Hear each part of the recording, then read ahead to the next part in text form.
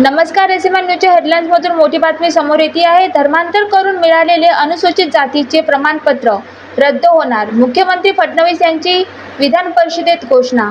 18 जुलै 2025 रोजी मुख्यमंत्री देवेंद्र फडणवीस यांनी विधान परिषदेत सांगितले की सर्वोच्च न्यायालयाच्या 24 नोव्हेंबर 2024च्या निर्णयानुसार अनुसूचित जातीच्या आरक्षणाचा लाभ फक्त हिंदू, बौद्ध आणि शीख धर्मीयांनाच मिळेल. इतर धर्मीयांना खोट्या पद्धतीने मिळवलेले अनुसूचित जातीचे प्रमाणपत्र रद्द केले जाईल. यातून नोकरी, निवडणूक किंवा इतर लाभ मिळवले असल्यास त्या लाभाची वसुलीही होणार. फडणवीस यांनी स्पष्ट केले की फसवणूक, दबाव किंवा आमिषाने धर्मांतर करणाऱ्यांवर कठोर कारवाई होईल. ख्रिश्चन म्हणून गुप्तपणे धर्मांतर करून हिंदू म्हणून प्रमाणपत्र घेणाऱ्याची वैधता तपासली जाईल आणि तक्रारीच्या आधारे कारवाई होईल. पोलीस महासंचालकांच्या समितीच्या अहवालानुसार कायदेशीर तरतुदी केल्या जाणार आहेत. जबरदस्ती धर्मांतर रोखण्यासाठी सरकार काय पावले उचलणार? अधिक अपडेटसाठी एसएमएन न्यूजशी जोडलेले रहा. धन्यवाद.